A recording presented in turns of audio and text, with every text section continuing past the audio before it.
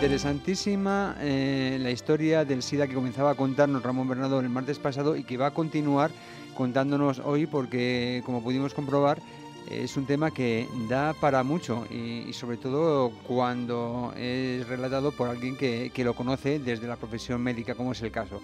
Muy buenos días, Ramón. Bienvenido de nuevo. Dejábamos el tema colgando de una segunda entrega y por eso te digo que comenzamos o continuamos por donde consideres oportuno. Muy buenos días, José Luis. Encantado de estar aquí contigo. Muchas gracias también a todos nuestros oyentes y espectadores. Y efectivamente estábamos hablando de la historia del SIDA, ¿verdad? De cómo la semana pasada hablábamos de cómo empezaron los casos, esos casos de personas que tenían enfermedades que solo aparecen cuando la inmunidad está muy deprimida, enfermedades poco frecuentes, que luego se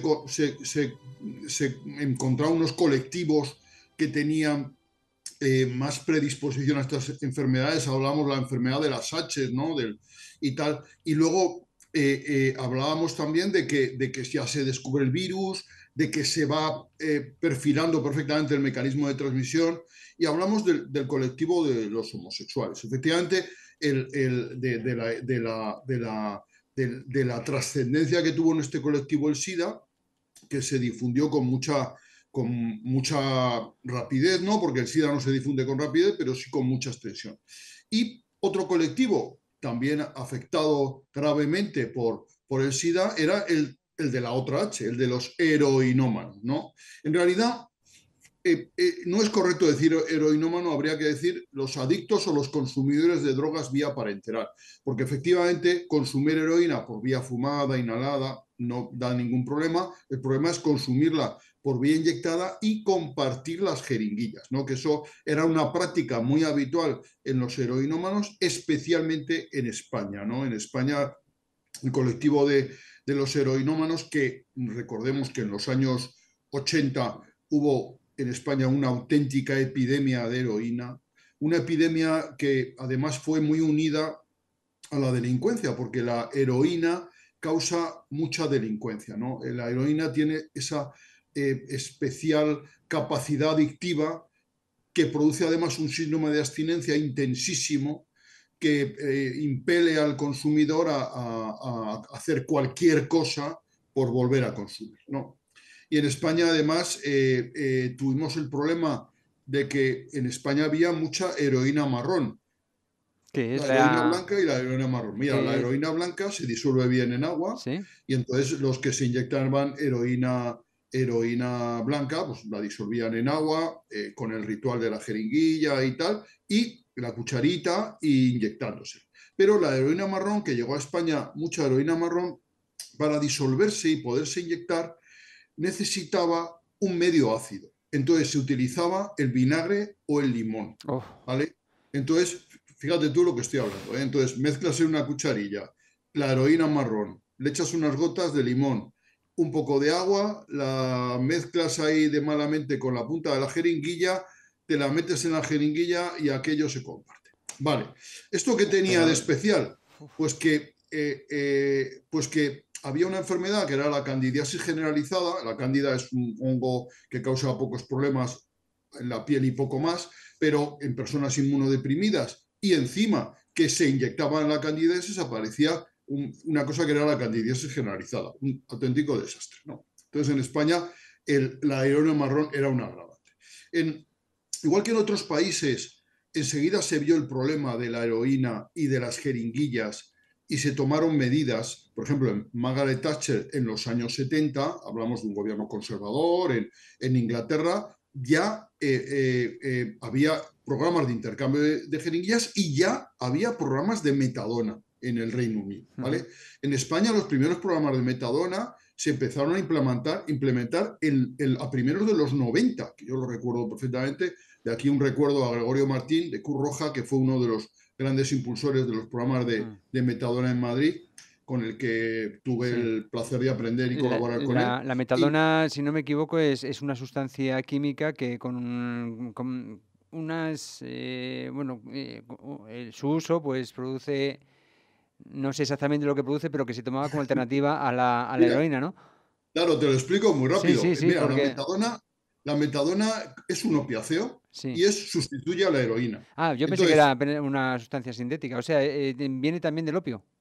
sí, sí, es un opiáceo. Vale, vale, vale. Es un Sí, opiáceo. Lo que pasa es que tiene dos cualidades especiales que son estupendas. Primero, que hace efecto vía oral sí. y segundo, que dura 24 horas su efecto. Ah, ¿Vale? vale. Entonces, tú a un heroinómano que se está pinchando 3 veces al día, compartiendo jeringuillas y delinquiendo para que conseguir el dinero para la heroína, Ujú, lo metes en un programa de metadona, ujú, va todos los días a buscar su metadona al metabús o al centro que sea y tal, y está 24 horas sin síndrome de abstinencia, sin necesidad de consumir ujú. y sin necesidad de delinquir. Entonces, la metadona, que en España produjo muchas cuestiones morales, les estás dando droga, bueno, le estás dando droga para evitar un mal mayor. Claro. Hacemos habitualmente casi todo en la vida, ¿no? Porque dicen, nos ponemos el cinturón que es incómodo para evitar no despeñarnos Mm, con el coche, ¿no? Para evitar cuando sale el coche no salir disparados por ahí, pues es un mal menor, ¿no? mm. La metadona, pues es un mal menor y utilizamos analgésicos, antibióticos con efectos adversos para tratar enfermedades. La metadona es un tratamiento de arreglado. La metadona, además, que ya había sido probada en toda Europa, en España, cuando se implementó, fue decisivo para solucionar el problema de la delincuencia por la heroína. O Mm, sea, tuvo muchísima trascendencia y es muy eficaz. mm, Entonces, ¿qué es el programa de metadona? Pues simplemente el heroinómano acude a un centro de metadona, se le da la dosis se va ajustando según el paciente mm. y incluso se puede ir disminuyendo la dosis para intentar eh, eh, la deshabituación, ¿verdad? Aunque el principio de la metadona no es conseguir la desintoxicación, la deshabituación del paciente, sino simplemente sacarlo del círculo de la delincuencia Sí, y del uso de sí. drogas intravenosas. Entonces, en España se implementaron muy tarde, en otros países se implementaron 10, 15 años antes que en España, Ujú, y cuando se implementaron los programas de metadona resultaron muy eficaces, ¿vale? mm. Y, Y aquí, y, y en y la claro, parte que estamos hablando del SIDA, evidentemente, al ser una sustancia que se toma vía oral, ya desaparece ese uso compartido de las jeringuillas, con lo cual, claro, sí. claro, y luego para los muy recalcitrantes, porque en esto siempre hay muy recalcitrantes que quieren seguir pinchándose, que quieren seguir en la marginalidad, pues ya sabes, en la Comunidad de Madrid, en la época de Ruiz Gallardón, hizo las famosas narcosalas, que simplemente iba el paciente ahí, en un sitio aséptico, y se le daba una jeringuilla, la droga la ponía el paciente, se le daba la jeringuilla y unas cuestiones de limpieza y podía pincharse y arreglar. Y el programa de intercambio de jeringuillas, que el paciente daba una jeringuilla usada y se le proveía de una jeringa. Todas estas medidas que estamos hablando se iban implementando sobre la marcha conforme conocíamos los mecanismos de transmisión del VIH. ¿Vale? Ujú, El VIH en la población toxicomana española causó una auténtica matanza. ¿Vale? Eso fue un tremendo. Eh, yo, que en esa época era médico de prisiones, era devastador la cantidad de enfermos de SIDA que había en prisión y la mortalidad que eso causaba era tremenda. ¿Vale? Fueron épocas muy duras en la historia de España. Ahora vivimos también en tensión, parece que siempre vivimos en tensión, pero nos olvidamos que las 2 últimas décadas del siglo XX, con ETA y con la droga y con el SIDA, fueron de AUPA, ¿eh? mm. Fueron de AUPA. Desde Y luego. eso parece que ya ha quedado ahí un poco como que no, los 80 y los 90 fueron estupendos, no fueron estupendos. Teníamos Mm, problemas de la leche en este país, ¿vale? ujú, Pero al margen de eso, pues tenemos ese colectivo. Y luego resulta que aparece un colectivo que padece especialmente el SIDA, es el de los hemofílicos. Lo decíamos el otro día. Los hemofílicos necesitan factores de coagulación, el factor 7, el factor 8, el factor 9, el factor 8 y 9 sobre todo, que su sangre coagule y no tener hemorragias de manera permanente. Y eso se consigue extrayendo esos factores de sangre, de cantidades ingentes de sangre, porque para extraer factor en cantidad suficiente hace falta mucha sangre, ¿vale? ¿Y qué pasa? Que los hemofílicos en casi su totalidad estuvieron infectados de VIH y muchos de ellos tuvieron SIDA y fallecieron. ¿Vale? Y luego teníamos otro colectivo que era que íbamos ampliando, ¿no? El de los heterosexuales, porque claro, la transmisión a través de las relaciones sexuales es también posible, es también perfectamente probable. Claro. Entonces, había un colectivo de heterosexuales que se contagiaban entre ellos, y entonces y luego teníamos otro colectivo que es las personas que recibían transfusiones por una operación, por cualquier cosa. Pero es que fíjate tú, todos estamos en cualquier momento predispuestos a tener un accidente y a necesitar sangre, o sea que la transfusión, ¿no? Por la vía sanguínea, lógicamente, y porque dices, no, yo no estoy en ninguno de estos colectivos, yo soy heterosexual, pero no soy célibe totalmente, pero puedes tener, vaya, un accidente, una caída, no sé qué, hay que operarte y ponerte sangre. O sea que fíjate tú que al final el SIDA afectaba de alguna manera a todo el mundo. Y por eso se dejó de hablar de colectivos y se empezó a hablar de prácticas de riesgo, ¿no? Y entonces se hablaba de prácticas de riesgo por las relaciones sin preservativo, ya fueran homo o heterosexuales, y se hablaba de compartir jeringuillas y se hablaba de las transfusiones. Y esto causó un problemón a nivel mundial, porque en el mundo había un mercado de los laboratorios, tenían un mercado de sangre. El mercado de sangre se proveía hasta que llegó el SIDA y la hepatitis B, se pensaba que la sangre era perfectamente estéril y que todo el mundo podía donar, estuviera como estuviera, lo importante era la sangre y arreglado. Y entonces se recurría a veces a la donación, pues a sectores marginales de la población, pensando que su sangre era tan buena como la de cualquiera, y lo es, pero posiblemente eran colectivos o sectores que podían transmitir infecciones porque dentro de ellos se hacían peticiones de donación en las prisiones, por ejemplo, donde la incidencia de VIH era muy elevada. O sea que fíjate. Entonces, hubo un momento de crisis en la industria de la sangre en la que se planteó que era imprescindible dos cosas: seleccionar a los pacientes donantes. No todos los donantes sirven. Tienen que ser personas sanas, personas que no hayan tenido infecciones y a los que haya que testar, comprobar que no tienen VIH ni hepatitis B. Y luego ya hepatitis C, enfermedades que luego fueron apareciendo, ¿no? Y eso era fundamental. O sea, primero testar a los donantes y en segundo analizar la sangre. Analizar la sangre y comprobando que no tiene el virus del VIH ni el de la hepatitis B. Claro, esto de pronto encarecía enormemente este mercado de la sangre, ¿verdad? Y los laboratorios se planteaban que no iban a tener beneficios o los beneficios que estaban teniendo. Pero Y fíjate, esto, fíjate, o sea, son la cantidad de circunstancias que están surgiendo. Esto del mercado de la sangre, yo creo que a muchos nos ha sorprendido, pero sinceramente me parece tremendo, ¿no? Es decir, mercadear es con... tremendo.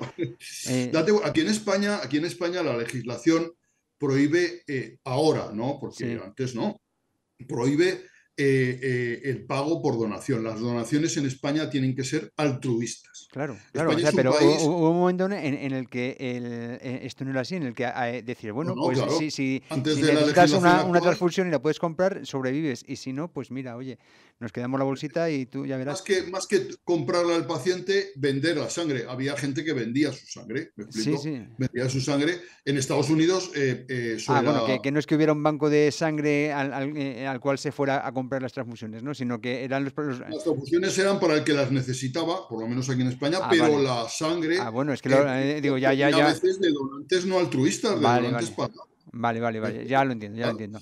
Entonces, la donación, por definición, tiene que ser altruista. No puede haber dinero de Mm. por medio porque eso vicia la relación y enturbia la relación. Porque uno, si va a dinero por medio, pues va a engañar y decir, va, yo no tengo ni hepatitis B, ni hepatitis C, ni Claro, VIH, claro. estoy sanísimo, no tomo medicación para nada y Y resulta a que lo luego mejor al por final porque hay dinero de sacarse por medio. Claro. un dinerillo, lo que está haciendo es propagando una enfermedad que no sabe que tiene. Vale, ya lo entiendo entonces, sí. Entonces, tiene que ser altruista, ¿no? Vale. Y entonces eso cambia ese concepto aquí en España menos, pero en otros países como Estados Unidos muchísimo, ¿no? Y eso hace falta, para hacer eso, hace falta leyes, o sea, que hace falta que las autoridades de los países emitan leyes por recomendación de la Organización Mundial de la Salud para que se tomen esas medidas preventivas. Entonces, ya vemos que el SIDA, que primero parecía una enfermedad de colectivos, luego vemos que puede afectar a cualquiera, que algunos colectivos, como los hemofílicos, pues son gente además que, pobrecillos, encima de que tienen una enfermedad, se ven afectados de otra añadida, ¿no? O sea que, bueno, total que se pasa, el concepto cambia y hablamos de factores de riesgo, hablamos de prácticas de riesgo para la transmisión del VIH, que serían tener sexo sin preservativo, porque el preservativo es totalmente eficaz para evitar el VIH y casi todas las enfermedades de transmisión sexual, y no compartir jeringuillas y usar sangre y factores de coagulación fiables, ¿vale? Ese es el principio. Cuando empieza el VIH, el SIDA, pues hay una especie de paranoia generalizada, totalmente respetable y totalmente normal, porque como no se conocía bien su transmisión, como se tenía miedo, como incluso se desconfiaba de, como ocurre muchas veces, ¿no? Como ocurrió con el COVID, de las autoridades sanitarias, porque la información que daban no era completa o no era completa porque tampoco a lo mejor se tenía más conocimiento, pues hubo colectivos que reivindicaban medidas excepcionales de protección. Las mascarillas, por ejemplo, las mascarillas no tienen ninguna utilidad para la prevención del SIDA. El SIDA es una enfermedad que se transmite a través del contacto directo, relaciones sexuales o sangre. Si no hay relaciones sexuales o sangre, no hay transmisión. No te vas a infectar por tocar a un paciente con SIDA, ni por besarle siquiera, ni dormir con él, ni por convivir con él. ¿Me explico? Sí, tiene que haber relación sexual o sangre. La de la sangre, pues se empieza a generalizar en todos los sitios, pues curar las heridas con guantes, que es lo suyo, ¿no? Ahora nos parece muy normal, pero yo cuando hacía la carrera ponía puntos sin guantes. ¿Me explico? Te lavabas bien las manos. Yo que he sido médico de batalla, de campaña, ¿no? Y no usabas guantes, ¿no? Ya el uso de guantes se empezó a generalizar, incluso en las exploraciones, y luego el material desechable, o sea, era muy normal esterilizar el material. Yo en mi época de estudiante que ponía inyecciones y tal, pues se utilizaban jeringas de cristal que servían y tal, eso tenía que desaparecer, ¿no?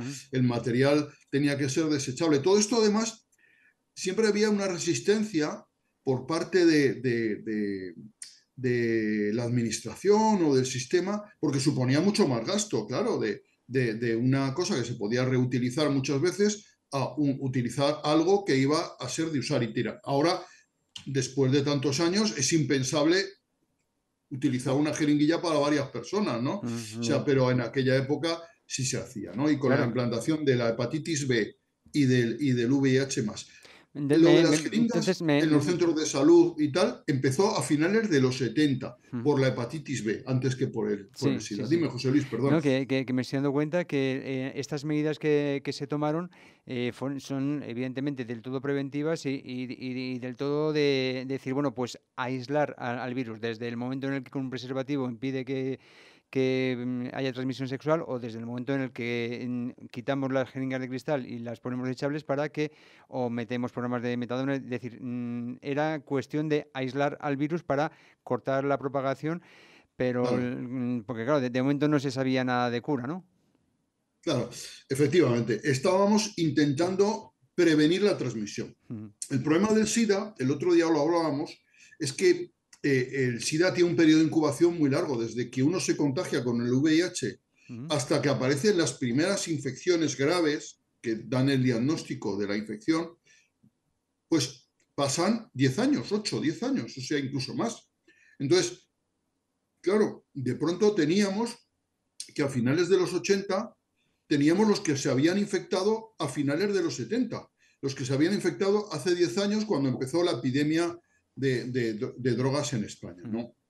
que de drogas en Sí, España, de que fue propagación, sí, que auténtico núcleo de finales de los problema. 70 llegaron a mansalva a principios de los 80 y hubo eh, una expansión, ¿no? de las drogas en nuestro país tremenda. Sí, Sí, fue tremendo aquello. sí. Que no fue único en España, porque muchas veces se habla de que la transición, ¿no? Esto fue un fenómeno que pasó en todo el mundo, Mm, el fenómeno de la heroína, ¿no? mm, Y entonces, claro, de pronto las salas de medicina interna, y esto sigo haciendo historia, de medicina interna de los hospitales, que siempre habían estado llenas de mm, abuelitos con insuficiencia cardíaca, con insuficiencia respiratoria, con tumores, etcétera, de pronto se vieron llenas de jóvenes toxicómanos, me explico, que mm, tenían SIDA. O sea,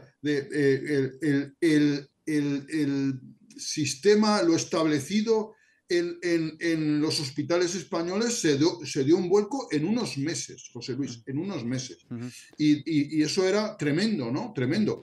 ¿Y esto, Era además cuando dices que ocurría esto, más o menos? a finales de los 80. A Pues finales de los 80, en España se produce el gran boom del SIDA ujú, y en pocos meses, lo que te cuento, las sí. plantas de medicina interna de los hospitales que estaban llenas de abuelitos cambiaron sus residentes por enfermos de Claro, SIDA, ¿no? ya O sea, eso. esto a raíz de la eclosión, ¿no? De aquellos que se habían contagiado, como decías, una década antes. Ramón, quería acotar la fecha precisamente porque tenemos que dejar aquí el programa y para retomarlo de nuevo el martes que viene porque es tan interesante y es tan hay tantísimo.